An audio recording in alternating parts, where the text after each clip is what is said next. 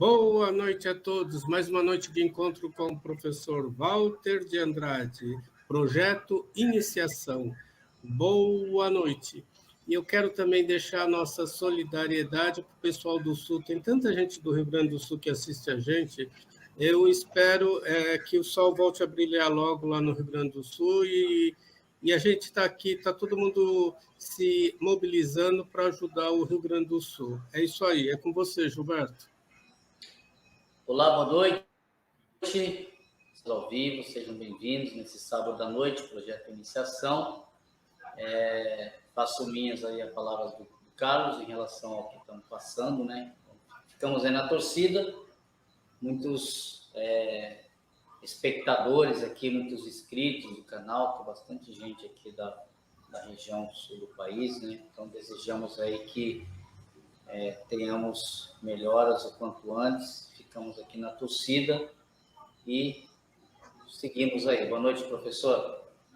Boa noite, meu irmão Gilberto Catira, Carlos Nascimento. Boa noite a todos os irmãos que estão presentes aqui para participar do programa, né? Nosso programa de hoje, Projeto Iniciação. Sejam todos bem-vindos e vamos trabalhar aqui, né? Devemos dizer que esse encontro, esse programa, é destinado a dar a base filosófica e iniciática para aqueles que pretendem seguir o caminho da iniciação, né? A base são duas bases fundamentais, né? Os ensinamentos da mestra Helena Petrovna Blavatsky, da Teosofia, e o ensinamento do nosso querido mestre, professor Henrique José de Souza, fundador da Sociedade Brasileira de Eubiose. São dois pontos básicos para o desenvolvimento do nosso trabalho, né? O objetivo é a síntese do conhecimento a fim de propiciar aos pretendentes ao caminho da iniciação informações e valores importantes para essa finalidade. Também o encontro visa que a possibilidade daqueles que já estão no caminho da iniciação, que já estudaram grande parte desses assuntos, de repensar tudo aquilo que foi aprendido e fazer novas reflexões a respeito da sabedoria iniciática das idades, né?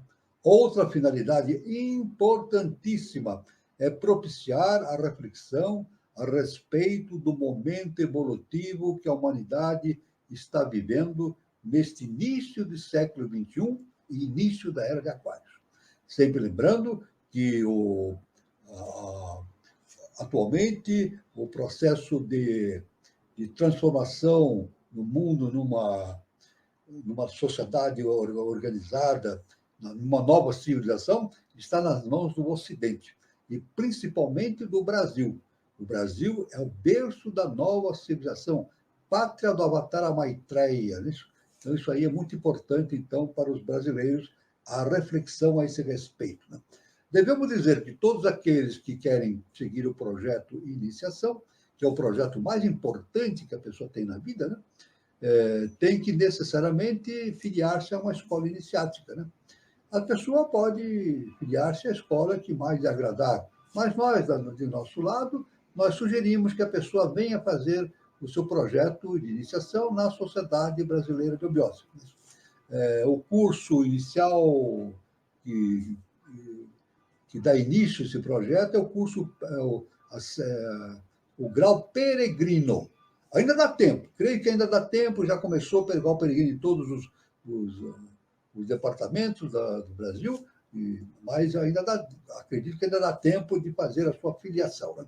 Então, devemos dizer que como é que a pessoa pode fazer essa sua filiação para o curso, o Grau Peregrino?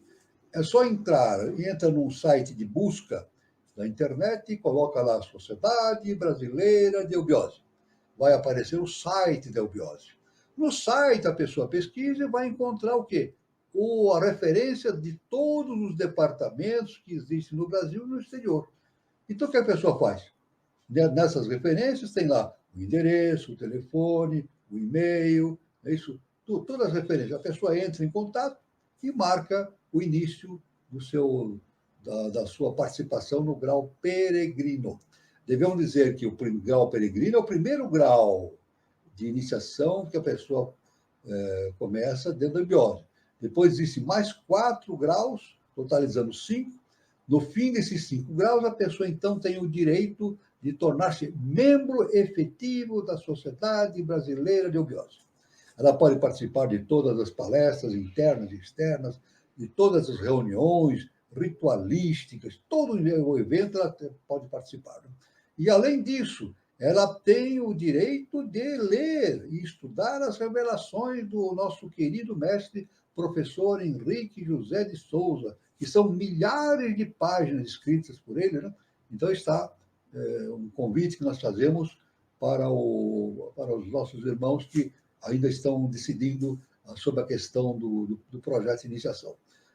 Devemos dizer que filiar-se a uma escola de iniciação é necessário que essa escola de iniciação, que se diz uma escola de iniciação, seja realmente uma escola de iniciação.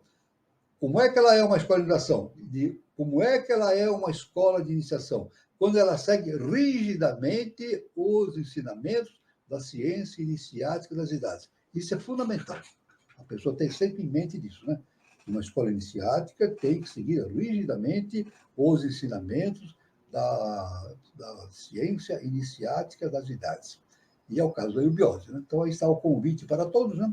Isso é muito importante, então, esse recado que a gente sempre dá no início do nosso programa, né? Bom, nós estamos aqui estudando justamente a questão de Helena Petrovna Blavatsky, vida e obra.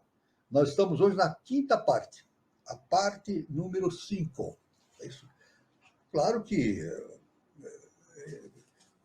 pode existir 20, 30, 40, 100 partes, né? Nós vamos até, provavelmente, com certeza, até a 7ª parte, né? Mas o assunto é infindável, né? Não tem fim. É algo muito complexo, muito importante para o estudo, né, nosso, justamente da vida de Helena Petrovna Blavatsky, sua obra, né?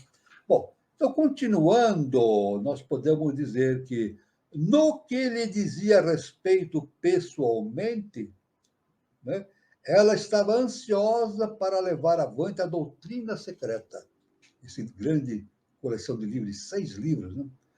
Porque essa deveria ser a sua justificação. Tinha com essa doutrina secreta que demonstrar se existiam ou não os mestres, para responder à Sociedade de Investigações Psíquicas, cujo relatório, acusando-a de impostora, estava ainda presente na memória do público. Lá na Europa, essa Sociedade de Investigações Psíquicas elaborou um relatório dizendo que Blavatsky era uma impostora, que ela enganava as pessoas. Então, isso aí realmente foi algo muito triste, né, para acontecer dentro do seio da humanidade, essa questão, né? De novo, ela chamou, né, entrou em contato com o coronel Olcott e pediu ele para assegurar a colaboração de um colaborador que estava sempre presente, chamado Subba Rao, em todos os pontos relacionados com o advataísmo e o ocultismo da antiga religião ária. Ela queria o auxílio dele no tocante à inclusão na obra de citações de velhos textos com o respectivo significado oculto. A doutrina secreta devia ser 20 vezes mais erudita, oculta e explicativa. E dizia que tensionava mandar-lhe 2 ou 3 capítulos. De outro modo, teria iniciado a publicação imediatamente. Então, esse Subba Rao, né, faz parte da vida de Blavatsky, era um colaborador e ela sempre utilizava os seus auxílios para elaborar a doutrina secreta dentro daquilo que isso lhe era possível. Porque, na verdade, a doutrina secreta é baseada nos ensinamentos trazidos pelos grandes mestres cósmicos, né, hierarquicamente muito elevados, né?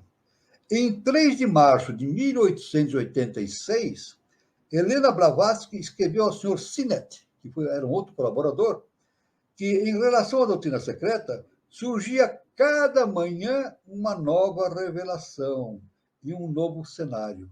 Olha só, ela dizia, cada manhã que ela acordava, vinha novas revelações e novos importantes fatos para serem incluídos na doutrina secreta.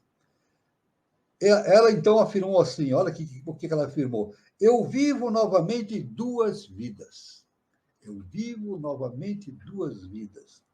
Julgo, mestre, que para mim é demasiado difícil estar fitando conscientemente a luz astral para minha doutrina secreta. E por isso estou preparada para ver tudo o que devo ver como se fosse através de sonhos. Então ela afirmou assim: vejo grandes e largos rolos de papel sobre as quais estão escritas coisas e as registro. Ela tinha essa visão, né? Visão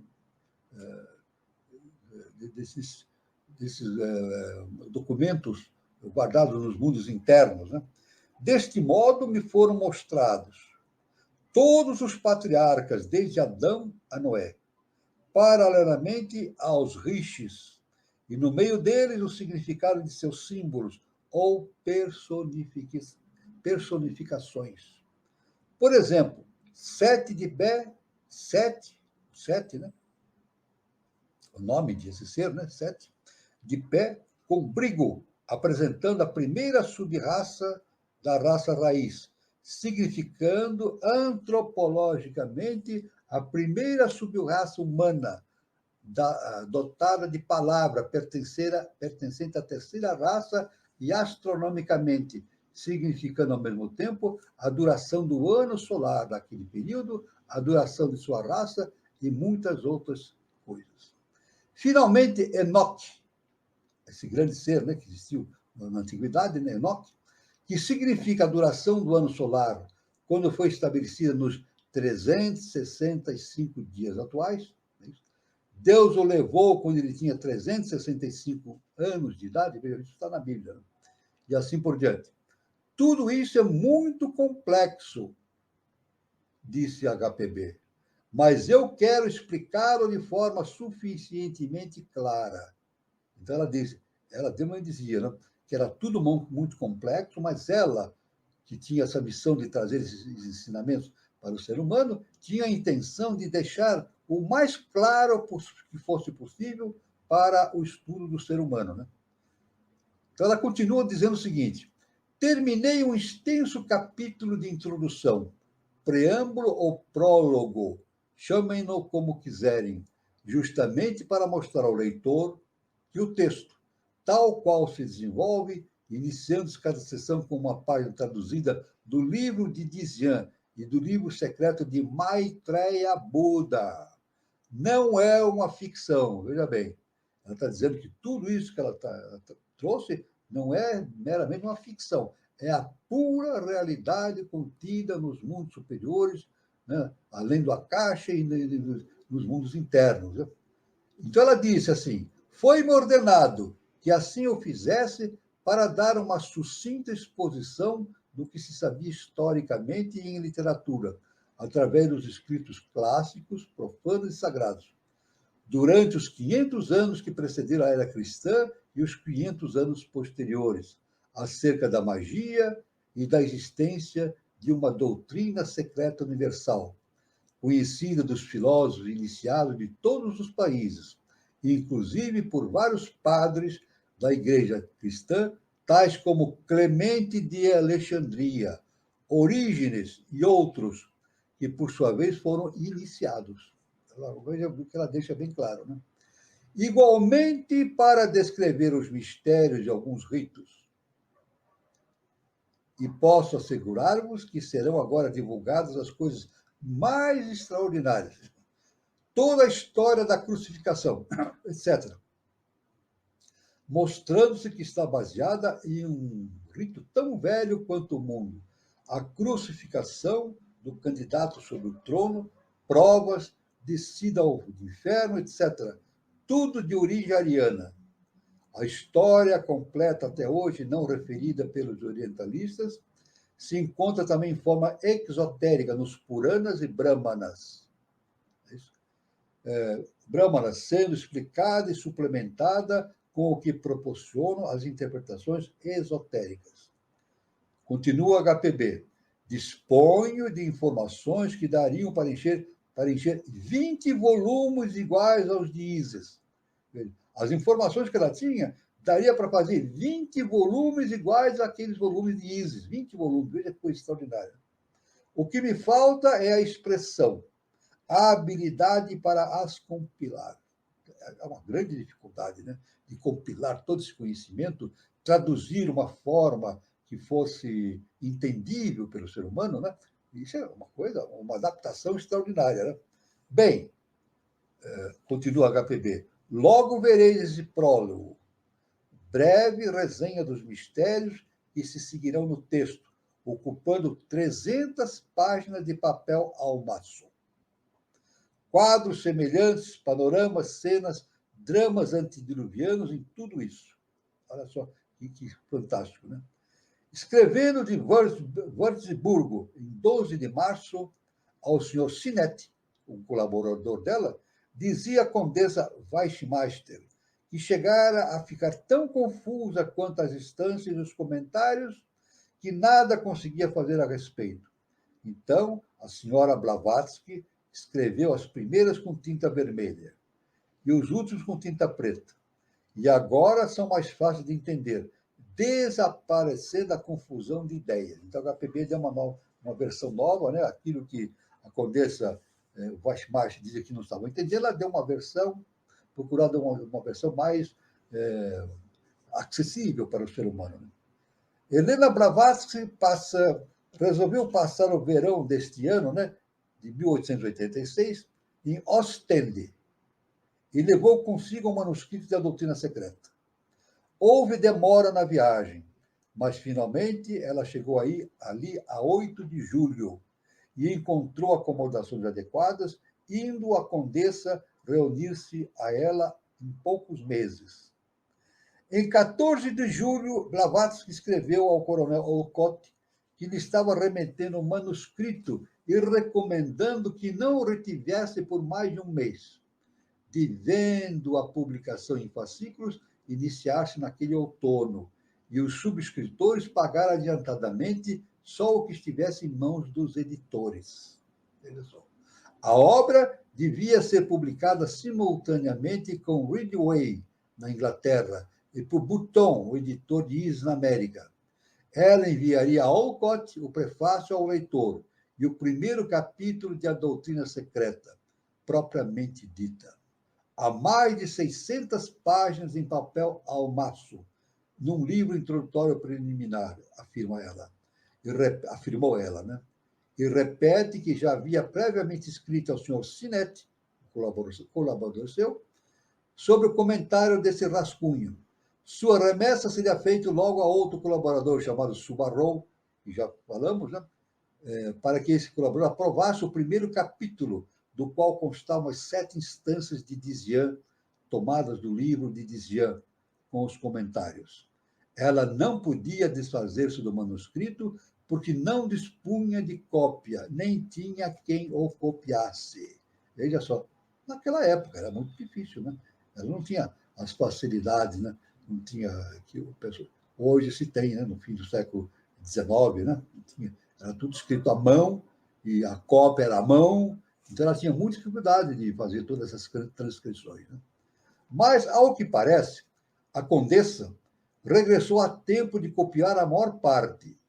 A condessa, então, assumiu esse trabalho de copiar grande parte desse trabalho, se não tudo do que Blavatsky havia terminado. Essa escreveu tanto ao seu Sinetti, em 21 de setembro, como ao coronel Olcott, em 23 do mesmo mês, dizendo que remetera para adiar o volume 1 da doutrina secreta, veja, o volume 1 da doutrina secreta já, né? E que agora estava trabalhando no arcaico. Advertiu que havia no primeiro volume introdutivo 7 secções ou capítulos e 27 apêndices, vários apêndices anexos a cada secção, de 1 a 6, etc. Veja só que complexo, né?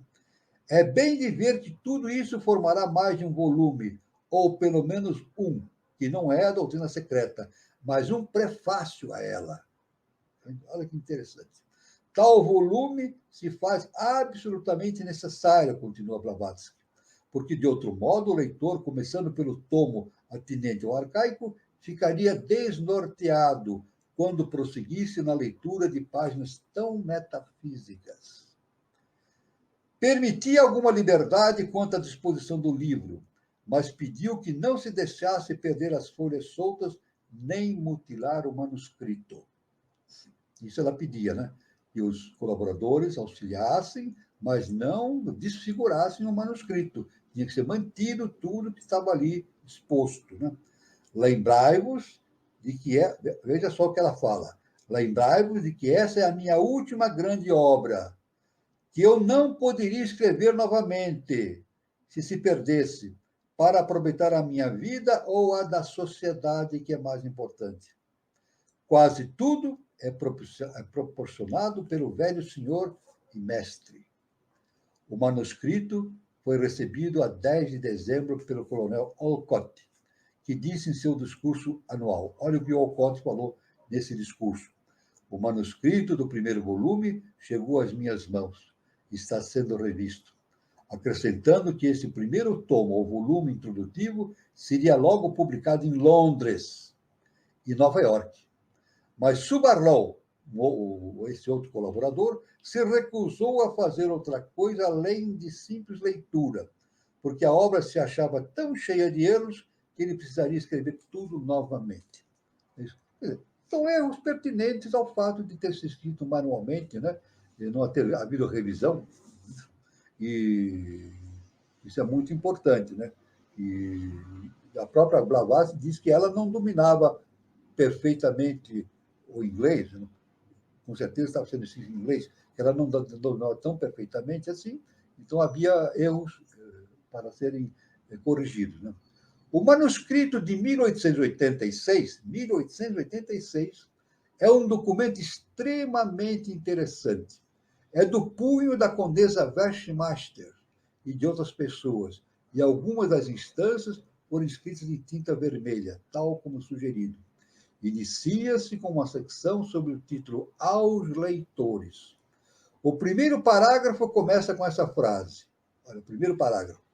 O erro desce por um plano inclinado, ao passo que a verdade tem que subir penosamente a escarpa da colina. A KPB deixou bem claro isso através dos mestres, deixaram através da KPB. Né? Que o erro desce como num plano inclinado, mas a verdade tem que subir penosamente uma subida, né? Extremamente difícil de ser feita. Né? A introdução da obra publicada foi consideravelmente ampliada.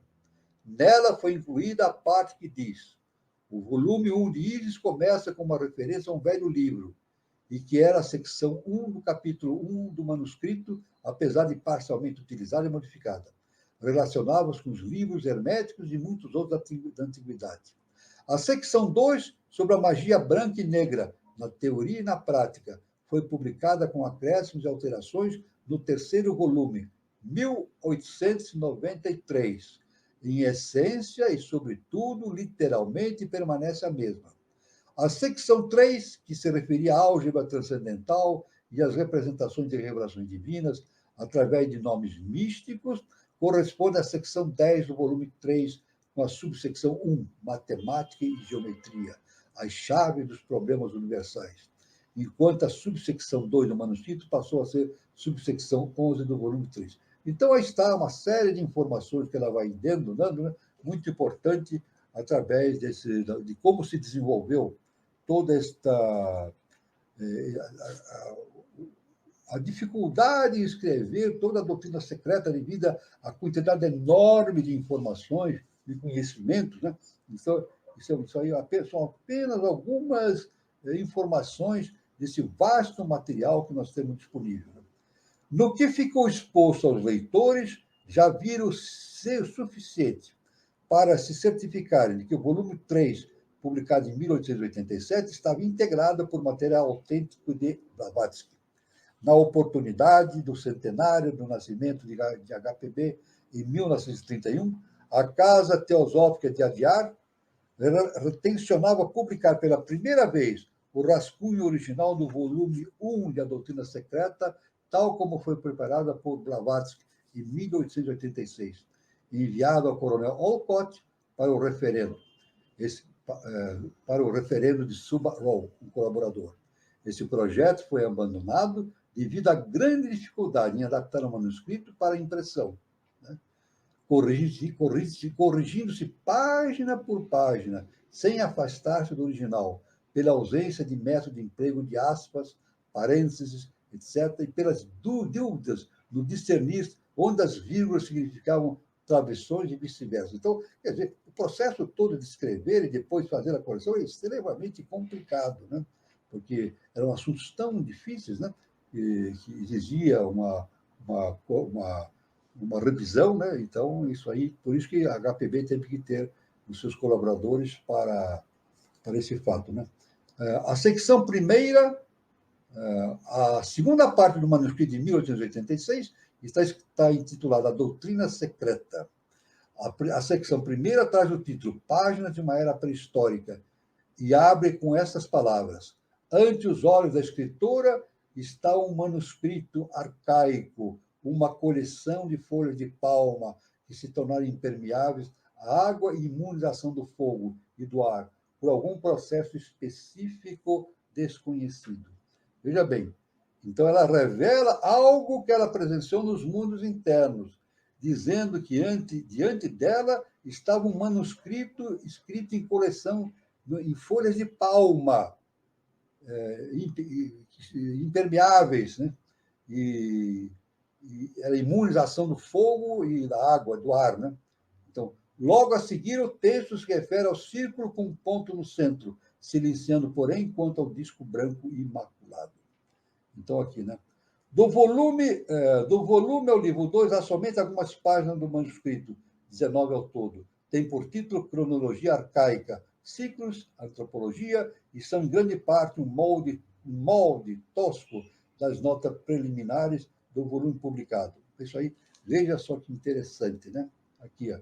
Ao receber o manuscrito, declarou o coronel Olcott: ainda que uma rápida leitura tenha satisfeito mais aos críticos do que a mim, mesmo eu considero a obra como uma das mais altas e importantes contribuições já oferecidas ao conhecimento filosófico e científico, um monumento à sua douta autora e uma distinção para a Biblioteca Adyar, da qual ela é uma das fundadoras. Isso. Em seu discurso anual, Olcott disse que a obra deveria estender-se a 5 volumes, o primeiro dos quais estava para ser publicado em Londres e em Nova York, né? Então, em 1887, escrevendo ao coronel Olcott, em 4 de janeiro, Blavatsky manifestou que estava contente por lhe haver agradado o proêmio, mas que se tratava apenas de um volume preliminar e que a verdadeira doutrina seria exposta em seguida. A HPB pediu novamente a Subarrow, seu colaborador, que procedesse à revisão do manuscrito, autorizando-o a fazer o que bem entendesse. Dou-lhe carta branca, a HPB disse. Tenho mais confiança em sua sabedoria do que na minha, pois em muitos pontos posso não ter compreendido tanto quanto o mestre quanto o velho senhor. Ela mesma admitia, olha que importante, ela mesma admitia que ela não tinha uma completa compreensão a respeito de tudo quanto o seu mestre lhe mostrava, né? Ela mesmo tinha essa concepção de a sua posição diante dessa obra fantástica, né? Eles apresentaram somente os fatos e raramente ditaram em forma continuada. Sei que todos esses fatos são originais e novos. Muito bem?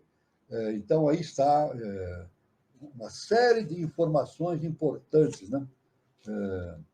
Na primavera, vários membros da Sociedade Teosófica instaram a HPB a que viesse a Londres, onde poderia ser assistida com os melhores cuidados. Ela ali se transferiu com todos os seus manuscritos no dia 1º de março. Então, os manuscritos sempre iam com ela. Ela não tinha cópias. Então, é uma coisa extremamente complicado, né? E perigoso, né? Em perder esses manuscritos, né? Durante todo o verão, né, 2 colaboradores ocuparam-se em ler, reler, copiar e corrigir o manuscrito, que formaram uma pilha de 3 pés de altura. Olha só que interessante. Eles finalmente recomendaram que a obra fosse dividida em 4 volumes, a Doutrina Secreta, Primeiro, a evolução do cosmos. Segundo, a evolução do homem. Terceiro, vidas de alguns dos grandes ocultistas. Quarto, ocultismo prático. Isso. E que cada volume, por sua vez, se subdivide em 3 partes: instâncias e comentários, simbolismo e ciência. A tudo isso, o HPB deu aprovação. Então, os colaboradores ofereceram esse HPB, esse trabalho, no sentido de organizar a obra, né, no sentido da impressão, que era uma coisa muito... É claro que os mestres davam as informações da teoria, mas eles não iam se preocupar com a impressão. Isso é a parte humana, não é isso? A parte de impressão, cópia, etc., a parte humana. E naquele tempo não tinha os mecanismos que nós tínhamos hoje, né? Não tínhamos os mecanismos que nós temos hoje, né? Máquina de escrever, computador, não tinha nada disso, né? A impressão também era muito difícil e cara, né? Muito cara, né? Então, isso aí é muito importante, né? Verificou-se, então, que todo o texto dos comentários sobre as instâncias não ocupava mais de 20 páginas da obra, porque, ao escrevê-lo, Blavatsky não lhe deram o desenvolvimento que cabia. Então, isso aí. Então, aqui, isso é muito importante. Então, ele escreveu um estudioso, Bertrand, dos fenômenos relacionados com a doutrina secreta, muito pouco tenho a dizer. Vi e comprovei. Não poucas citações, acompanhadas de copiosas referências provenientes de livros que nunca estiveram na casa. Verificação feita depois de horas de pesquisa, algumas vezes no Museu Britânico, a cata de um livro raro. Então, isso que significa, HPB escrevia, mas não tinha uma biblioteca enorme à sua disposição, como era de se esperar, né? E tanto que os seus opositores diziam que eles não podiam entender como ela podia escrever tanta coisa sem dispor de uma biblioteca enorme, como seria necessário. Mas eles, evidentemente, desconheciam, ignoravam, não tinham a condição de compreender que todos aqueles conhecimentos lhe eram passados pelos mestres. E esses conhecimentos vinham de instâncias superiores e dos mundos internos, né? Então, isso é muito importante, né? O coronel Olcott fez a seguinte declaração na revista de Teosofista, né? É agradável saber que a doutrina secreta prossegue auspiciosamente. Escreve-nos o Sr. Sinnett, que já preparou material que daria para um volume de ISIS. Não obstante haver o administrador anunciado a tempo a devolução do dinheiro adiantado pelo subscritor. Então, está aqui. Em 1888, hein? Agora está chegando já perto da publicação, né? 1888. Neste início de ano, Blavatsky se propôs mais uma vez submeter o manuscrito ao seu colaborador Subba Rao, mas com idêntico resultado. Em fevereiro, ela comunicou a Olcott que um outro colaborador, chamado Tatya, escrevera dizendo que Subba Rao se prontificava a prestar ajuda e corrigir minha doutrina secreta, sob a condição de que eu suprimisse toda a referência aos mestres. Quer dizer, que eu deveria renegar os mestres, ou que não os compreendo, e deturpo os fatos que me são proporcionados. Fui eu quem apresentou ao mundo e à sociedade teosófica a prova da existência dos nossos mestres. Eu fiz porque eles mandaram executar. HPB falou, eu fiz tudo isso porque eles me mandaram executar essa obra, essa tarefa, como uma experiência nova e inédita nesse século XIX. Tarefa que cumpri com a melhor dos esforços de que era capaz. Então, uma coisa, é algo inacreditável. O que aconteceu com o trabalho de HPB é algo inacreditável, né? As repetidas negativas de Subba Rao, né, de um colaborador, em prestar auxílio, desejaram tornaram-se conhecidas. Um grupo americano com o Sr. Judge, um homem chamado Judge, à frente escreveu a Blavatsky dizendo ter notícia que ela fora solicitada e não publicara a doutrina secreta, sob o pretexto de que a obra podia contrariar alguns panditas indianos, os quais talvez a combatesse e ridicularizasse. Um outro aconselhou a HPB não publicar a obra. Olha só a mentalidade, né? Um outro, lá nos Estados Unidos, recomendou para não publicar a obra, porque estaria contraditando, seria contrário a alguns pensadores da Índia. Olha essa coisa impressionante, né? Pediram-lhe que não desse atenção ao caso e que levasse adiante a sua publicação da doutrina secreta o mais breve possível. Isso é um outro grupo, né? Um grupo de hindu chefiado por um nome difícil de falar, Kandalavala e Tátia constituíram exceção àqueles reparos e manifestaram que, se Blavatsky estivesse na Índia, há muito que o livro já teria saído à luz. Então, esses dois colaboradores, esses dois estudiosos, disseram que, se ela estivesse escrevendo esse livro na Índia, ele já tinha sido publicado há muito tempo. Então, a gente pode ver que era uma rejeição à maneira ocidental, né? Ligada à ciência, né? Ao positivismo, de rejeitar esses conhecimentos. Eram de opinião que Blavatsky não se encontrava corretamente informada quanto às sugestões de tornar mais exato o livro em suas alusões à literatura hindu, e que alguns amigos e simpatizantes poderiam resolver facilmente a questão relacionada com a revisão da obra. É claro que a HPB não fazia nada da sua cabeça, né? Essas observações que os seus colaboradores lhe falavam sobre a possível confronto entre a doutrina secreta e os conhecimentos da Índia eram apenas imaginações desses seres, né? A doutrina secreta foi trazida pelos mestres justamente para ser editada no século XIX, para dar uma visão para onde? Para o mundo ocidental. A doutrina secreta não foi escrita para o Oriente. O Oriente já tinha todo o conhecimento. A doutrina secreta, veja bem o que eu estou falando, hein? A doutrina secreta não foi escrita para o Oriente, porque no Oriente já estava todo o conhecimento lá, mas não publicado no Ocidente.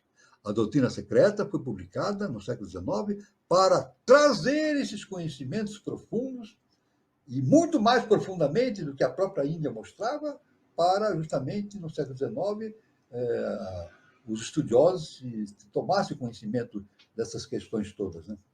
De Londres, um estudioso escreveu que tivera início a publicação de A Doutrina Secreta, que tão logo a magnitude e o custo da obra pudessem ser definitivamente calculados, seria arbitrado preço para os subscritores, aos quais se expediria uma circular, dando-lhe a opção de receber o livro ou a devolução do dinheiro, que ficara depositado no banco e intocável desde o pagamento por eles efetuado. A doutrina secreta é um tema tão vasto e se ramifica em tantas direções que o seu manejo requer ingente labor, muito trabalho, não sendo possível determinar por antecipação o número ou o tamanho dos volumes necessários. O colaborador, ao ver toda aquela obra fantástica na sua frente, ele diz: não dá para imaginar quantos livros devam ser escritos para trazer tudo isso à luz do dia no Ocidente, né? Veja bem, uma coisa impressionante. Então, a Doutrina Secreta são 6 livros, né? Mas é claro que podia ser 20, 30, 40, 50, 60 livros, devido à magnitude da obra, né? É claro que a HPB teve que se restringir a 6 por uma questão da possibilidade de impressão, senão ficaria impossível, né? E também a possibilitar o acesso do leitor a esses conhecimentos de uma maneira sintética, né? Quando o manuscrito dessa obra ainda não havia saído da minha mesa de trabalho, escreveu Blavatsky, e a doutrina secreta era totalmente desconhecida no mundo, já estava sendo denunciada como produto do meu cérebro e nada mais. A doutrina secreta não tinha nem sido publicada. Estava ao menos circulando a ideia entre os seus colaboradores, uma parte de estudiosos, e já começavam a falar, antes da doutrina ser publicada, já começavam a dizer que tudo aquilo era produto da imaginação de Blavatsky. Olha só, diziam isso, isso é produto da imaginação. E muitos iam até mais longe dizendo que tudo que ela escrevia era para enganar o público, né? Enganar o público, né? Por vários motivos que se achavam justificáveis, né? Eis os termos lisonjeiros em que o Evening Telegraph, da América, em sua edição de 30 de junho, se referiu a esta obra ainda não publicada. Aqui está esse revista, ou jornal, né, chamado Evening Telegraph. Entre os livros fascinantes para a leitura no mês de julho, acha-se um novo livro da senhora Blavatsky sobre teosofia, A Doutrina Secreta, mas a circunstância de que ela possa elevar-se acima do ignorantismo dos brahmanes não é prova de que tudo o que diz seja verdade. Não? Então, mesmo, veja bem, um órgão de publicação dizia já também que não era a ideia de que tudo era aquilo tinha uma origem superior, não era prova suficiente de que tudo fosse verdade. Então, eles punham enormes dificuldades e impedimentos. Então, a HPB teve que lutar contra uma série, não só teve que lutar contra as dificuldades para escrever, para imprimir, para fazer revisões, mas também contra a incompreensão humana. E ela sempre disse, ela dizia sempre, não sou eu quem escreve isso, né? São os mestres que se comunicam por meu intermédio, me trazem esses conhecimentos, para modificar os caminhos do quê? Do Ocidente. A Doutrina Secreta, a Isis Sem Véu e outras obras foi justamente seguida para o Ocidente. Por que isso? Nós perguntamos, por que isso? Porque a lei veio justamente fundamentar no Ocidente o caminho para a nova civilização. É isso que a gente sempre bate nesse ponto, né? O Kardec começou em 1855, 57, depois Blavatsky continuou esse trabalho para dar a fundamentação desses conhecimentos transcendentais no Ocidente, e depois, no século XX, o professor Henrique José de Souza deu essa fundamentação que impulsiona todo esse conhecimento para o terceiro milênio. É isso? A era de Maitreya, do Avatar Maitreya, e depois para o ano 3005, que é justamente, o nosso mestre diz, o início de uma nova civilização. Tanto que o nosso canal chama-se Canal Conexão 3005, devido justamente a essa ideia do nosso mestre, professor Henrique José de Souza. Né? Quando o coronel Olcott viajava para a Inglaterra, em agosto desse ano, recebeu em seu camarote uma carta em que o mestre Kuthumi lhe dizia: tenho observado também os vossos pensamentos sobre a doutrina secreta. O mestre falando aí. Podeis ficar certo de que tudo o que ela não anotou de livros científicos ou de outras obras lhe foi proporcionado ou sugerido por nós. Esse mestre, né? Esse mestre ao qual nós referimos, ele disse que tudo que não constava na ciência, e os cientistas se opunham a essas ideias, foi sugerida pelos mestres. Veja só que coisa impressionante. Os erros e as noções errôneas por ela corrigidos e explicados das obras e de outros teólogos foram corrigidos por mim, dizia esse grande mestre.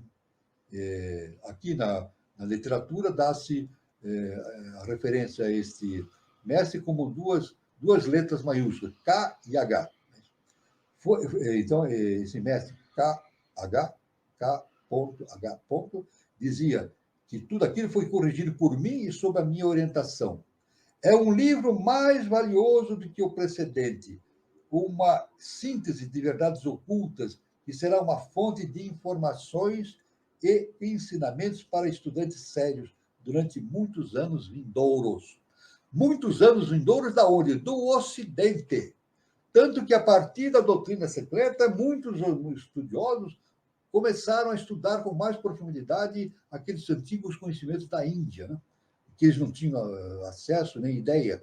E muitos estudiosos começaram a se debruçar sobre esses assuntos e ir para a Índia, visitar e escrever livros e assim por diante. Ao chegar em Londres, o coronel Olcott encontrou Blavatsky trabalhando em sua secretária da manhã à noite, preparando cópias e lendo provas da doutrina secreta.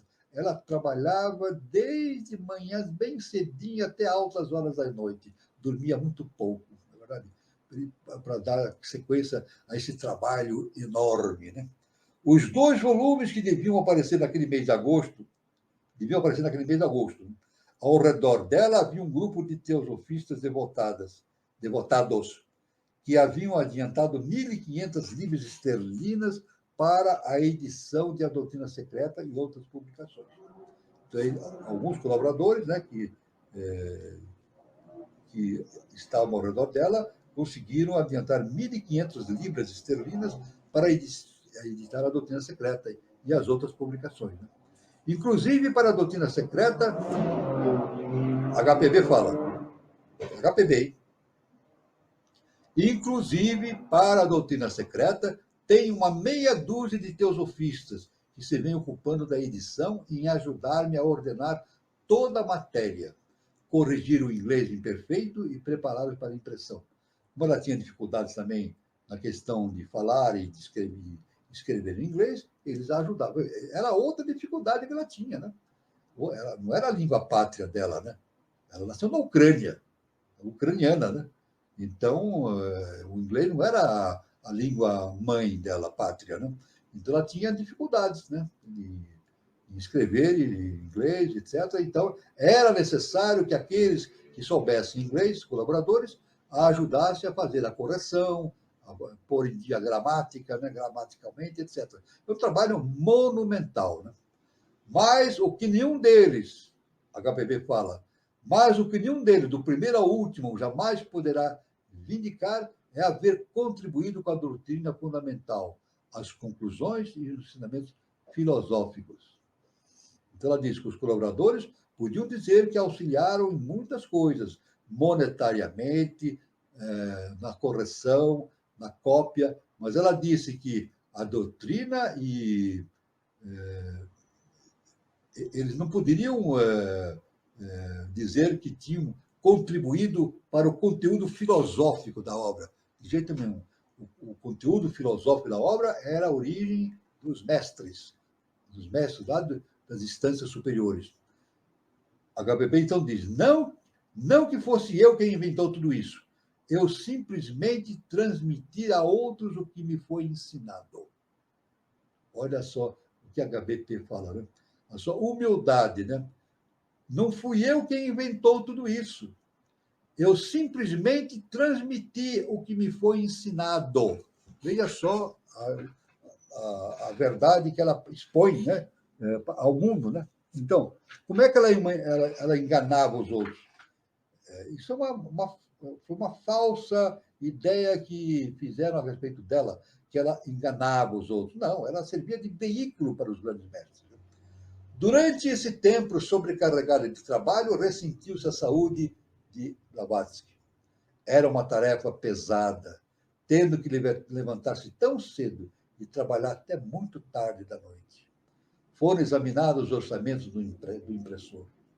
Certos requisitos, como o tamanho das páginas e os das margens, eram pontos particulares a discutir com Blavatsky. Assim também a espessura e a qualidade do papel. A espessura do livro e a qualidade do papel. Também eram pontos que ela devia solucionar. Né? Solucionados esses pontos, começou o livro a entrar no prelo, justamente para ser editado. Sempre lembrando que, naquele tempo, a edição era feita tipograficamente, os tipos eram colocados, cada folha era montada folha por folha.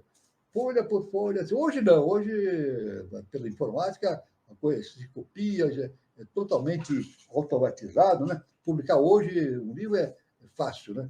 Mas naquele tempo a publicação, quando eu era pequeno, bem menino, eu sempre andava por uma tipografia, isso. E eu via, naquela época, né? 1952, 53, por aí, eu via os tipógrafos colocando as letrinhas nas páginas. Eu presenciei isso, né? Eles colocavam as páginas, eles colocavam letra por letra para formar uma página. Era uma coisa, a tipografia era assim, uma coisa impressionante. Solucionados esses pontos, começou o livro a entrar para o prelo, na tipografia. Né?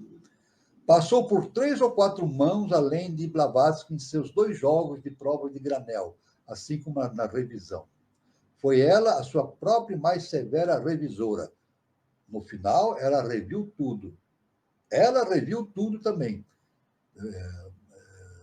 Tornou-se supervisora de todas as revisões que os outros haviam feito, né? Com um resultado alarmante no item da fatura que se referia às correções. Seguiu-se a elaboração do prefácio e, por fim, o livro saiu. Um tesouro sem igual da sabedoria oculta. HPB, ou Helena Petrovna Blavatsky, sentiu-se feliz naquele dia. A referência bibliográfica nos diz isso, né? A Helena Petrovna Blavatsky sentiu-se muito feliz naquele dia em que a obra foi publicada. Na introdução, volume 1, escreveu ela: aos meus juízes, pretéritos e futuros, nada tenho a dizer. Mas ao público em geral e aos leitores da doutrina secreta, posso repetir o que nunca deixei de afirmar e que agora sintetizo nas palavras de Montaigne, um grande pensador francês, né? Senhores, eu fiz apenas um ramalhete de flores escolhidas. Nele nada existe de meu, a não ser o cordão que as prende. Olha o que ela fala. Ela diz que todo esse trabalho da doutrina secreta e de outros livros que ela publicou, ela foi apenas recebeu as flores e reuniu as flores num buquê e deu, e com um cordão, né, uma fita, ela amarrou esse buquê. Veja só que coisa impressionante como ela afirmou. Novamente o que ela falou: senhores, eu fiz apenas um ramalhete de flores escolhidas. Nele nada existe de meu, a não ser o cordão que as prende. Coisa extraordinária. Vou falar novamente, uma coisa extraordinária.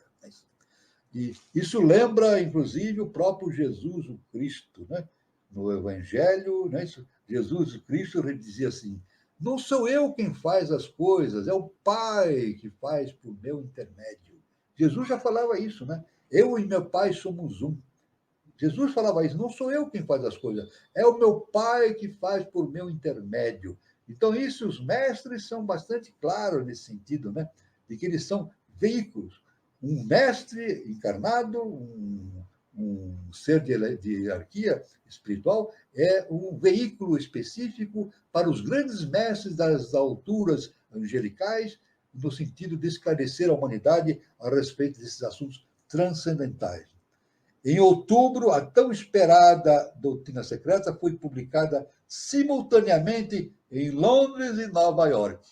Olha só, a Doutrina Secreta foi publicada ao mesmo tempo em Londres e em Nova York.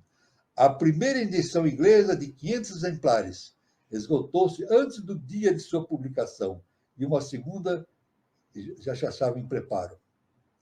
Os primeiros 500 exemplares já tinham sido vendidos logo de início, antes da sua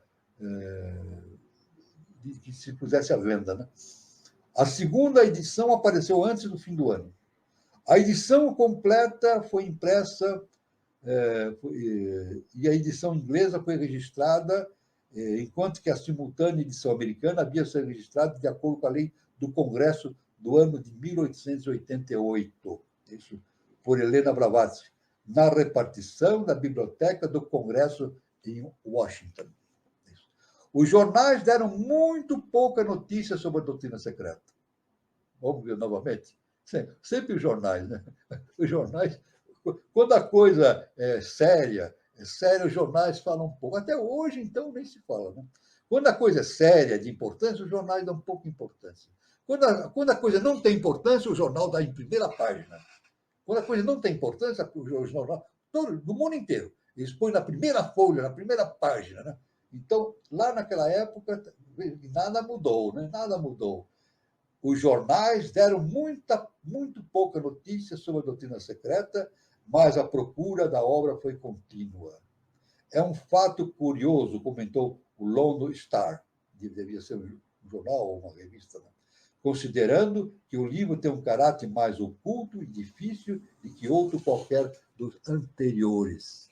Então, é uma coisa fantástica, né? No prefácio de Blavatsky, justifica-se da grande demora no aparecimento da obra, ocasionada pelo seu precário estado de saúde e pela magnitude do empreendimento. A sua saúde não estava bem. A sua saúde não estava boa. Então, ela tinha mais essa questão, né? Escreveu ela: os 2 volumes que saem à luz ainda não completam o plano, nem esgotam o assunto que lhes constitui o objeto. Se os presentes volumes tiverem acolhida favorável, não serão poupados esforços para levar avante e completar a obra. O terceiro volume se acha inteiramente pronto e o quarto em via de o ser. Nós estamos falando do primeiro volume da Doutrina Secreta. Depois foi até o sexto volume. Veja o trabalho. O primeiro já deu um trabalho enorme. Imagina agora os 6, né? Imagina a grandeza desse trabalho. Quando pela primeira vez se anunciou a elaboração desse trabalho, não era o plano atual que se tinha em vista. Blavatsky refere-se depois à sua intenção original de fazer da obra uma revisão de Isis sem véu. Mas porque se impôs uma diferença de tratamento, os presentes volumes não contêm, em sua totalidade, sequer 20 páginas de Isis sem véu. Inicialmente, a Doutrina Secreta seria uma obra para fazendo alusão a Isis sem véu, mas a HPB anunciou isso, né? Que os presentes volumes não contêm em sua totalidade sequer 20 páginas de Isis sem véu. Era um assunto totalmente inabordado até aquele momento. Né? Aludindo aos volumes que deveriam sair em futuro próximo, disse ela, no volume 3 dessa obra, se apresentará uma breve história, em ordem cronológica, de todos os adeptos conhecidos dos antigos e dos modernos, como também uma vista geral dos mistérios, sua gênese, crescimento, decadência e desaparecimento final na Europa. Esta matéria não teria cabimento no que agora foi publicado. O volume 4 será quase exclusivamente dedicado a ensinamentos ocultos. Isso a HPB já dizia na época, já pensando no volume 4, né? Tratando das especulações errôneas dos orientalistas em relação aos Gyanis Budas e seus correspondentes terrestres, os Manushi Budas, menciona Blavatsky, que o verdadeiro princípio pode ser entrevisto em um volume subsequente e será explicado com mais pormenores no seu próprio lugar. Refere-se ao mistério de Buda, sem dúvida. É provável que fosse isso que ela quis significar quando disse em 1886. Ela disse, o tríplice mistério é divulgado. Suas palavras finais na Doutrina Secreta, na edição de 1888, foram as palavras finais de Blavatsky, justamente na edição de 1888 de A Doutrina Secreta. Veja só as palavras finais dela. O primeiro passo consistiu em derrubar e arrancar pela raiz as árvores venenosas e letais da superstição, do preconceito e da ignorância presunçosa, de modo que esses 2 volumes fossem um prelúdio adequado aos volumes 3 e 4. Vejam o que ela fala, né?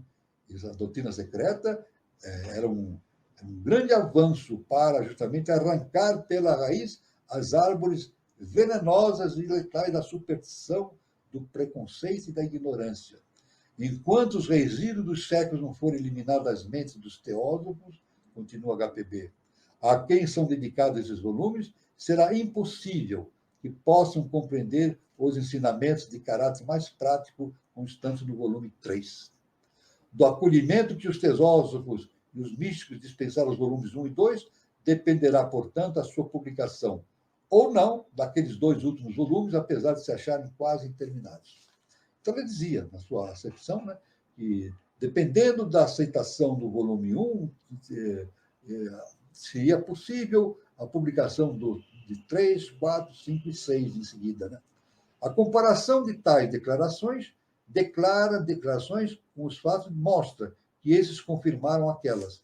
Assim, por exemplo, as páginas de 1 a 432 do volume 3 contêm o resumo histórico da vida de alguns dos grandes adeptos do mundo, e as páginas 433 a 594 expõem o ocultismo prático que Blavatsky ensinava a seus discípulos, e que era, de início, transmitido em caráter privado a um número regular de estudantes, as apostilas, por agora publicadas, e deste modo se esgotaram as relíquias literárias da HPB. Então, a HPB fez um grande processo de divulgação desses conhecimentos esotéricos transcendentais.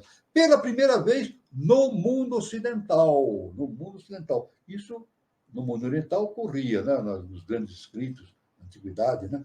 Mas no mundo ocidental era a primeira vez. Né? Em 1890, o que aconteceu? Escrevendo em Lucifer, Lúcifer era uma revista que a HPB publicou em Londres. Né? Lúcifer. Imagine, publicar Lúcifer. Lúcifer, na ideia da religião, é o diabo, o demônio. E ela justamente publica uma revista com o nome Lúcifer. Veja só que coisa, que desafio dela diante, justamente, do preconceito, da religião, da ignorância, assim por diante. Né? Disse HPB, Blavatsky, que a procura do ensinamento místico se tornara tão grande que era difícil satisfazer os pedidos. Até a doutrina secreta mais complexa de nossas publicações, não obstante o seu preço proibitivo, a conspiração de silêncio e as grosseiras e ineptas zombarias, de que foi alvo por parte de alguns jornais, teve excelente resultado financeiro. Olha o que ela declarou. Veja, anotar isso, olha. Veja bem. Não obstante a conspiração do silêncio e as grosseiras e ineptas zombarias de que foi alvo por parte de alguns jornais. Alguns jornais se calaram ou zombaram. Não mudou muito, né? Não mudou muito nos dias de hoje na imprensa mundial. Né? Não mudou muito. A coisa permanece, mas vai mudar. Está mudando, porque nós estamos caminhando para a quinta dimensão. Isso tudo vai ter uma mudança, e já está tendo mudanças profundas. Tudo isso que faz parte da mentira vai sair da face da Terra. Vai ficar a verdade. Aquilo que não estiver ligado à verdade, as consciências que não estiverem ligadas à questão da verdade, não reencarnam mais na Terra. Eu que estou inventando, não. O professor Henrique José de Souza deixou escrito isso. Aquele que não estiver em consonância com a nova civilização não reencarna mais na Terra. Reencarnará em mundos primitivos, ou mais primitivos do que a Terra. Então, isso aí é o que nós estamos falando hoje na internet, é um assunto bastante difundido a respeito da quinta dimensão. Né? Quinta dimensão. Né? 1891. Ao findar-se o ano de 1891, a segunda edição da Doutrina Secreta estava esgotada. A segunda edição da Doutrina Secreta estava esgotada. O senhor Midi e a senhora Bezan se encarregaram de tirar uma nova edição. O senhor Midi fora secretário particular de Blavatsky durante vários anos e afirmava haver editado, de uma ou outra forma, quase tudo que ela havia escrito em inglês. Foi ele a figura principal relacionada a uma nova edição, aplicando a sua admirável erudição e o seu conhecimento da preferência da HPB na tarefa de corrigir a parte gramatical e outros erros do texto. Então, tinha essa parte do inglês, né? De corrigir a parte gramatical. Né? Então, isso aí são uma coisa muito importante. Então, bom, nós vamos nos parando aqui nesse momento, né? Um momentinho só, deixa eu...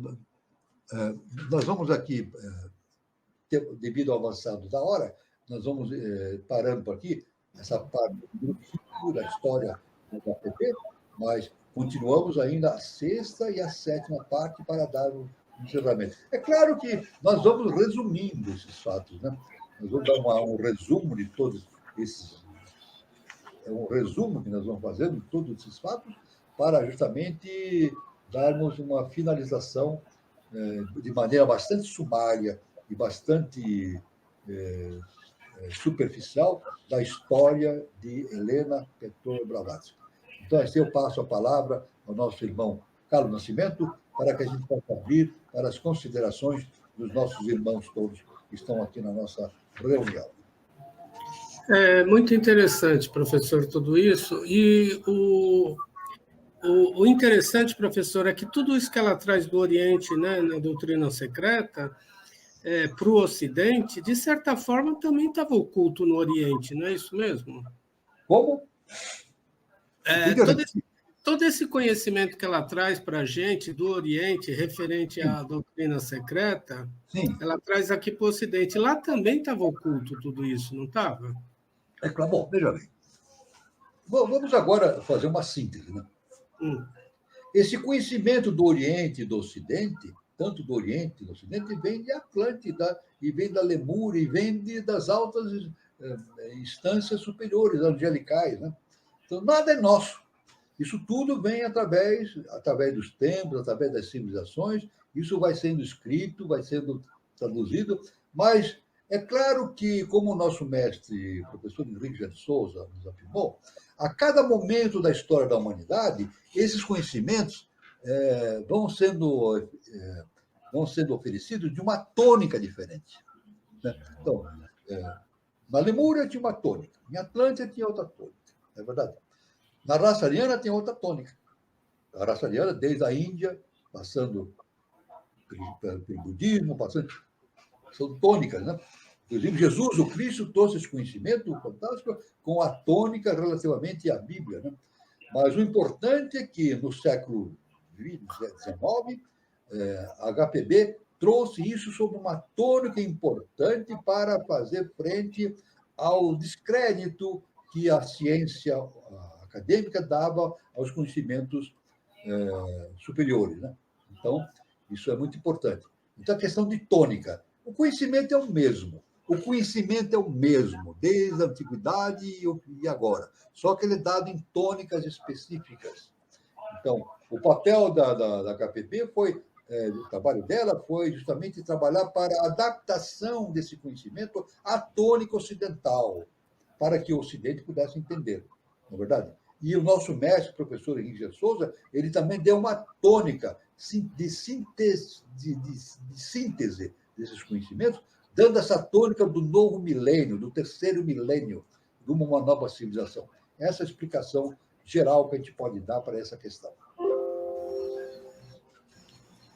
Ok, professor. Agora, vamos ver Você tem alguma consideração, Gilberto? Boa noite. Oi, Carlos. Sim, vamos lá. Só rapidinho aqui para dar um recado para o pessoal que está no chat, né? E para aqueles que vão também assistir o programa depois gravado na internet, né? O nosso programa fica aí no canal. Aquela velha recomendação, né?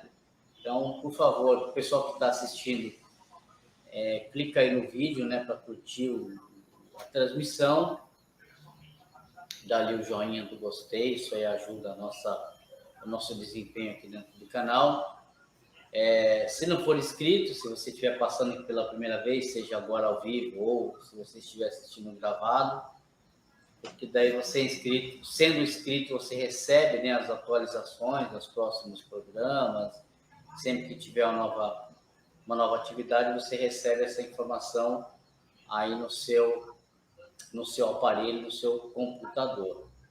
E se você tiver uma dúvida, pode colocar aqui, ou pode colocar aqui no vídeo, no próprio vídeo do canal, aqui na internet, que o professor responde aí a todas as perguntas. Lembrando que o conteúdo que é produzido aqui no canal, ele é de autoria, né, do professor Walter Teixeira, com bases aí nos mestres, né, utilizados aqui como referência, né. Na atualidade, ele está falando da Helena Petrovna Blavatsky, e a gente tem aí na nossa programação aqui, eu dando spoiler também para falar do professor Henrique José de Souza, e tantos outros assuntos aí que nós temos aqui, tantos outros conteúdos que nós temos produzidos no canal, então vale a pena. Esse programa, ele é o de 104, olha quanto material que a gente tem no canal. Então, se você está passando aqui pela primeira vez, se você está assistindo esse vídeo, ou até mesmo se você já acompanha o canal e ainda não tem essa informação, o nosso programa hoje é o de número 104. Então, olha o tanto de material que nós temos, né, que tem aqui no canal, só com essa tônica, né, com informações, com estudos. Então, vale a pena aí para quem gosta do tema, para quem gosta do assunto. Então, a gente pede para que você recomende, manda aí para um amigo, mande para uma pessoa que você conhece, que sabe que gosta desse assunto, que está aí pesquisando na internet, que gosta desse tema, recomende, tá certo? E, para finalizar, só quero deixar uma pergunta aqui para o professor, muito objetiva. Eu queria perguntar, professor, assim, de uma forma bem sintética, né, objetiva. Por exemplo, a função desses seres, que a gente sabe que Helena Petrovna Blavatsky é um ser especial, né? Em torno de tudo que ela produziu, que ela fez, que ela causou toda uma revolução. A gente tem alguns outros seres aí, mas aqui nesse caso. E aí, de tempos em tempos, nós temos esses seres, né, que vêm, produzem material, colocam uma ideia, um pensamento e algum tipo de ensinamento, né, para a gente. Na prática, qual é a função desses seres e o que eles representam de fato, assim, né? Estou falando de uma maneira geral, com foco aqui na Blavatsky. Bom, nós devemos dizer que a evolução é coletiva, né? Nós devemos desenvolver o autoconhecimento. Cada um deve desenvolver, por isso que é o projeto de iniciação, desenvolver o autoconhecimento. Mas a evolução universal é coletiva. É isso. Todo o trabalho que nós fazemos, nós colabora com a evolução do universo. Assim, né? Todo trabalho é assim, né? Colabora. E nesse trabalho de ligação dos conhecimentos superiores com o nosso plano terrestre, entra em ação os veículos, os grandes veículos ou os veículos menores, né? É claro que nós citamos aqui Blavatsky, Olcott, né, como foi o grande colaborador dela, e muitos outros colaboradores que a cercaram, né? Muitos outros colaboradores, cada um dentro do seu esquema, né? Fazendo revisão gramatical ou dando sugestões, às vezes nem bem coadunantes com o pensamento dos mestres, né? Mas eu quero dizer o seguinte, o nosso mestre, professor Henrique de Souza, diz: nada acontece por acaso. Então, Blavatsky, todos aqueles colaboradores que estavam ao redor dela, não estavam ali por acaso. Ali tinha justamente um agrupamento kármico, uma relação kármica de vidas anteriores, na verdade, e ligado com o processo de recebimento desses conhecimentos transcendentais para a Terra. Então, é isso que nós... entendendo como as coisas funcionam, né? Então, existe um plano superior que traz esses conhecimentos para nós e um plano terrestre em que mestres específicos vêm fazer trabalhos fundamentais para a difusão dos conhecimentos, e esses mestres são cercados de seres que também, karmicamente, estão relacionados com esse trabalho. Não só HPB estavam cercados de seres karmicamente estavam ligados ao seu trabalho, mas também seres que karmicamente estavam agindo de maneira involutiva, né?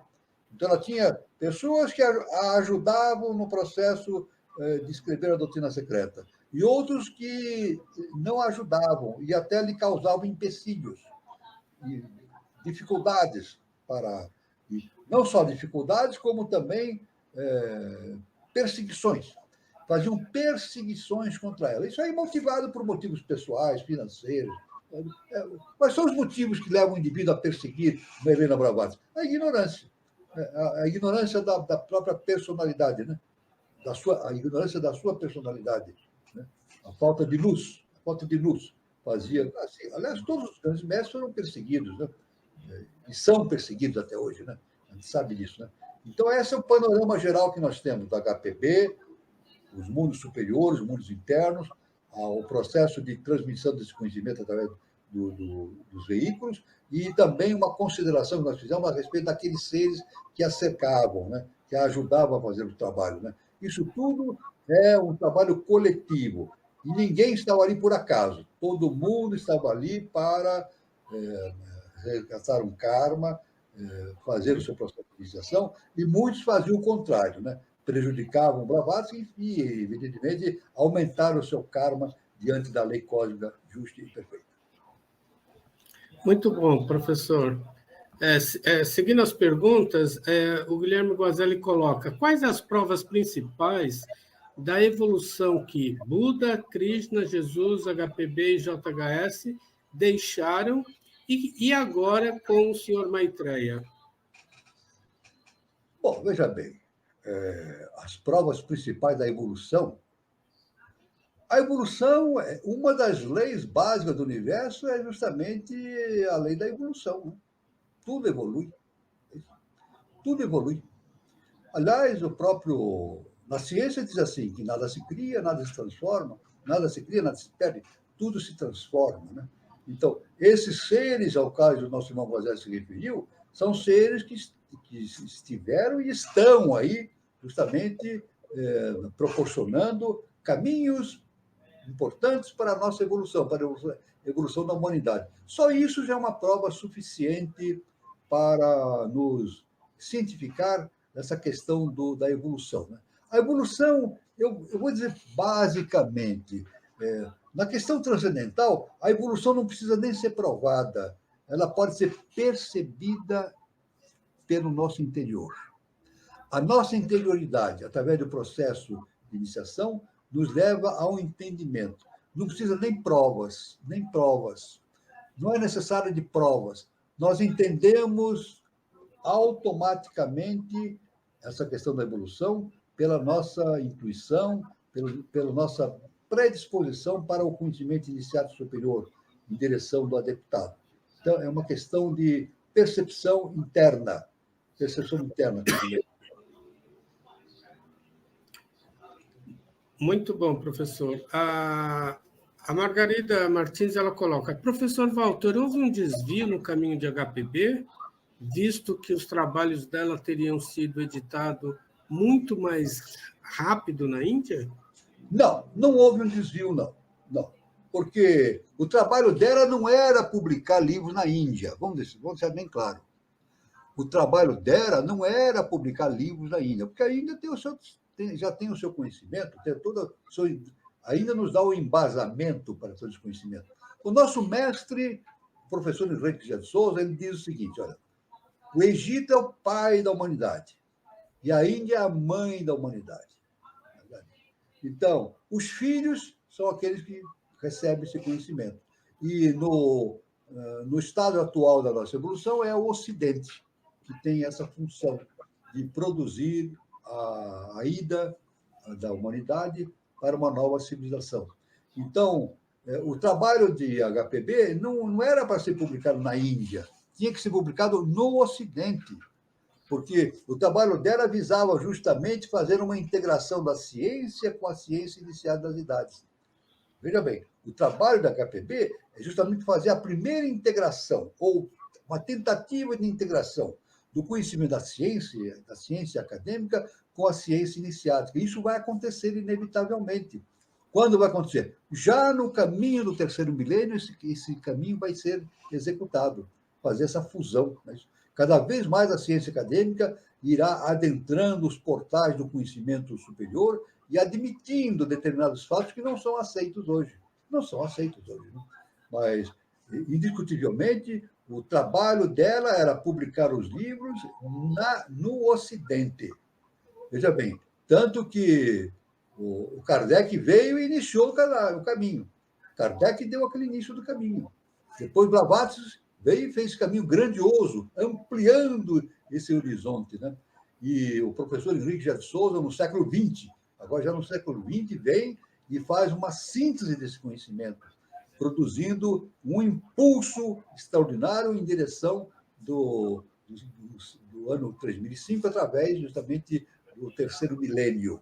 Então, isso aí são fatos muito importantes. Isso aí é muito importante para a gente entender como as coisas funcionam. Né? Então, nada acontece por acaso, está tudo determinado pelo processo evolutivo da humanidade.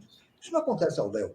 É tudo programado pela lei cósmica justa e perfeita para que aconteça dessa forma. É claro que existem as dificuldades devido à presença da ignorância humana diante desses fatos transcendentais.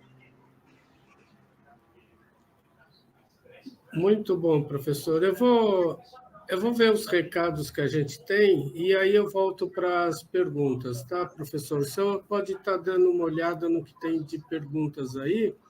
Eu só quero falar sobre a nossa roda de conversa. Aqui no canal Conexão 3005, toda terça-feira, às 20h40, temos a nossa roda de conversa. E o tema da próxima roda de conversa, agora na terça-feira, dia 7 de maio de 2024, é Yoga ao estilo ocidental, transbordo Oriente-Ocidente. O palestrante dessa roda de conversa será o João Paulo Cardoso Silva, psicólogo, escritor e pesquisador. Ele vai abordar os temas de como a yoga deve ser praticada no Ocidente, segundo o professor Henrique José de Souza. Como ocorreu o transbordo do Oriente para o Ocidente e como se interage do sutil para o denso, segundo a teosofia e a psicologia. O tema é muito atual, muito interessante, e vale a pena vocês assistirem e participar. Tá? Os mediadores serão Daniela Troncoso e Eduardo Nunes. E eu queria também falar sobre o Espaço Shakti Nova Era. O Espaço Shakti Nova Era é um centro de terapias holísticas que tem sua matriz na cidade de São Lourenço, sul de Minas Gerais.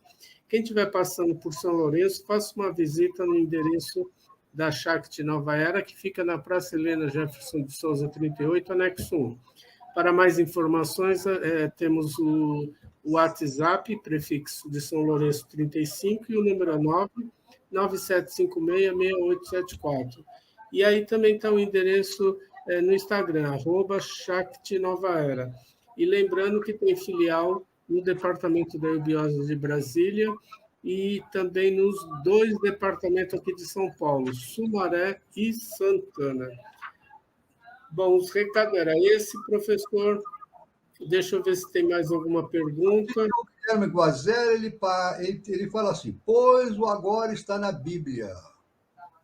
Aquele que lança a mão ao lado e olha para não é digno do reino. Essa daqui, professor. Pois o agora está na Bíblia. Há aquele que lança a mão do arado e olha para trás não é digno ao reino dos céus. Muito bem. Isso aí faz parte do ensinamento que nós vemos, ensinamento do nosso mestre Jesus o Cristo, né? Porque o início desta afirmação que está no Evangelho, decorre do fato de que Jesus encontrou-se com uma pessoa, que está no Evangelho, e ele falou para essa pessoa assim, vem comigo.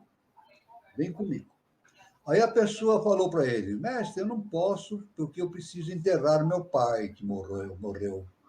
Meu pai morreu e eu preciso ir lá enterrar meu pai. Aí Jesus disse assim para ele, olha, deixe que os mortos enterrem seus mortos, vem e segue os vivos. Coisa séria. Jesus falou assim, deixe que os mortos enterrem os seus mortos, vem e segue os vivos. Mas o rapaz não seguiu o mestre. Conforme a Bíblia, o rapaz não seguiu o mestre. Agora, é uma coisa muito importante, né? Ele olhou para trás. Agora, se ele está diante de Jesus o Cristo, que é a maior autoridade naquele momento na Terra, Jesus, o Cristo, naquele momento, era a maior autoridade em ação na face da Terra. Ele está diante dessa autoridade cósmica na frente dele. Essa autoridade diz, vem comigo, e ele não vai, o que fazer? Então, ele jogou fora essa oportunidade que a lei lhe deu, não é verdade? Nada acontece por acaso, isso tinha que acontecer com ele, né? Então, esse fato aí está na questão do arado, né? Quem está no arado e olha para trás, né? E isso faz parte. Então, é um ensinamento muito especial contido no Evangelho de Jesus Cristo e esse ser que estava diante dele e que se recusou a seguir o caminho do Cristo. Muito bom, professor. Tem uma pergunta aqui do Guazelli, professor. Ele fala, qual o livro mais próximo ao conhecimento da sabedoria iniciática das idades? Olha, como é que eu vou falar qual é o livro mais próximo ao conhecimento da sabedoria das idades? Eu posso dizer que existem muitos livros escritos, né? Muitos livros escritos, né? Na antiguidade ou agora, né? O mais próximo, nós não temos condições de dizer o mais próximo. Todos devemos dizer que cada publicação é escrita por um ser que é um veículo. Um ser é um veículo e traz um conhecimento com uma tônica específica para um momento específico, uma era específica. Então, na verdade, é o conjunto, nós devemos ver o conjunto, né? O importante é ver se esses livros estão em consonância ou não estão em consonância com a ciência iniciada das idades. Tem muitos livros que são publicados, mas não estão em consonância com a ciência iniciada das idades, não estão em afinidade. Então, isso aí não faz parte do conhecimento iniciático, não é verdade? Agora, muitos livros, apesar de serem escritos com linguagem diferente, abordagens diferenciadas, têm o cerne, têm o conjunto central da ciência iniciada das idades. Então, não existe um livro, existem muitas publicações, muitos livros que se referem à ciência iniciada das idades. Mas, especificamente, com relação à Blavatsky, devemos dizer que ela foi um dos trabalhos mais importantes em termos de literatura iniciática que foi feita no planeta Terra, né? Um dos trabalhos mais importantes. Né? Eu acredito no planeta Terra, eu acredito que no Ocidente foi o trabalho mais importante. No meu ponto de vista, o trabalho de HPB, em termos de ciência iniciática, foi o mais importante realizado no Ocidente. No Ocidente. Então, isso aí é o ponto de vista que eu tenho, né? A respeito de toda essa conjuntura que nós vivemos e que agora desponta para a subida da Terra, o encaminhamento da Terra para uma nova vida na quinta dimensão. Muito bom, professor. O senhor sabe se ela é reverenciada lá na Ucrânia, onde ela nasceu, professor? Eu não sei, eu não tenho realmente informações a esse respeito. Não tenho. Podemos até fazer pesquisa, né? Hoje, se era reverenciada ou não, né? É claro que ela não quem segue Blavatsky é uma minoria, né? Quantos seres nós temos na Terra? 8 bilhões e 100 milhões de habitantes por aí, né? Quem segue Blavatsky quem segue é uma quantia mínima, né? Uma mínima parte, mais mínima mesmo, né? Conhece Blavatsky, né? Agora, muitos cientistas conheceram, que já se foram, né? Conheceram e leram Blavatsky. Por exemplo, Einstein, há notícias de que ele leu Blavatsky, a Doutrina Secreta. Ele lia a Doutrina Secreta. Né? Então, muitos cientistas leram e leem, né? Então, por isso que eu devo dizer, então, que a pergunta do Vazelli é que a informação que eu posso dar é essa. Muito bom, professor. As perguntas esgotaram, viu, professor? Mas eu acho que o tema é muito fascinante, né? Eu acho que é interessante a Helena Blavatsky trazer isso. Eu também, nível de literatura, eu não consigo conhecer, eu não consigo lembrar de nada que não seja a literatura da Helena Blavatsky aqui para o Ocidente, né? Não consigo. Não tem. Não tem. A gente vê que todos os grandes mestres, né, que nós temos aqui, que inclusive originaram diversas correntes, né, vêm justamente dessa fonte Blavatsky. E o interessante é que o professor Henrique José de Souza, além de ele trazer todo esse conhecimento da teosofia aqui para o Brasil, ele também vai traduzindo de uma forma prática, né, professor? Como a gente pode ir transitando até e ir tentando dominar todo esse conhecimento no sentido de ampliar o estado de consciência. Eu vou citar um ensinamento do professor Henrique de Souza. Não é o Walter que está falando, o professor que deixou esse ensinamento. Eubiose é teosofia posta em prática. Pronto. Deixa eu falar mais alguma coisa? O professor deixou a seguinte revelação. Eubiose é teosofia posta em prática. Veja bem. É a hora de pôr em prática a teoria e trazer para a realidade humana o comportamento, o conhecimento, o trabalho para uma nova civilização. Então, por isso que a eubiose é uma síntese de todo esse conhecimento e também de forma prática, induzindo o ser humano, aquele que está no caminho da quinta dimensão e do seu processo evolutivo, de trabalhar para esse objetivo que a lei justa e perfeita nos indica. Então, eu espero que o Brasil consiga, né, professor, consiga absorver todo esse conhecimento da Blavatsky, do professor Henrique José de Souza, e seja mesmo o modelo, né, o modelo da civilização futura. Exatamente. Né? Antes de fechar, deixa eu ver, o Baselli colocou o seguinte, acho que o resumo de HPB está em O Poder do Agora e o despertar de uma nova consciência de Etole, editora Sextante. Bom, eu não posso, aí eu teria que verificar essa editora, né, esse trabalho, eu não tenho aqui informações a esse respeito, tem muito trabalho. Nunca ouvi Aliás, tem muito trabalho, né? Tem muito trabalho a respeito da ciência iniciática, né? Mas, como o Guazelli fala, é do poder do agora, né? Agora. Quando o Guazelli fala do agora, eu posso até, de forma prática, dizer o seguinte: o nosso mestre fala de 3005, né? Daqui a 1000 anos, uma nova civilização. Mas o trabalho é agora, não é daqui a 1000 anos. O que vai acontecer daqui a 1000 anos é o do trabalho do agora. Nós temos que trabalhar já. Não é ficar esperando 1000 anos para as coisas. Não, isso é bobagem. Isso aí tem que trabalhar já. Na transformação interna, na divulgação dos conhecimentos, na expansão desse conhecimento para a transformação da humanidade, justamente para levar ao ser humano a ter condições de viver uma quinta dimensão, que o planeta Terra está caminhando para isso. Então, era isso, professor, fechamos o tempo. Eu queria agradecer o senhor pelos ensinamentos de HPB e também agradecer a participação de todos, né, que estiveram aqui hoje com a gente, prestigiando esse encontro, né? E vamos torcer para que as chuvas que castigam o Rio Grande do Sul dêem uma acalmada. Pessoal, boa noite, um bom final de sábado, bom final de semana, né? Um bom domingo. E até terça-feira, tá? No nosso roda de conversa, e até o próximo encontro. Boa noite, é com você, Gilberto. Isso aí, Carlos, professor, boa noite a todos, bom final de sábado para todo mundo, bom descanso, bom domingo, e esperamos vocês aqui na próxima semana, próxima terça-feira, aliás, já está aí, né, terça-feira, nossa próxima atividade, e bom restante de fim de semana para todo mundo, aproveitem bem. Boa noite, professor.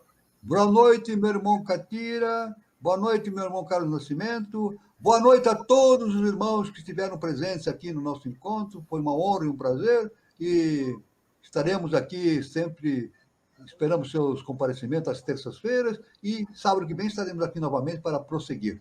Agora, sobre a obra de Trabalho de Blavatsky, a sexta parte, né? Parte 6. Muito obrigado a todos, luz, paz e amor para todos, fiquem todos com Deus.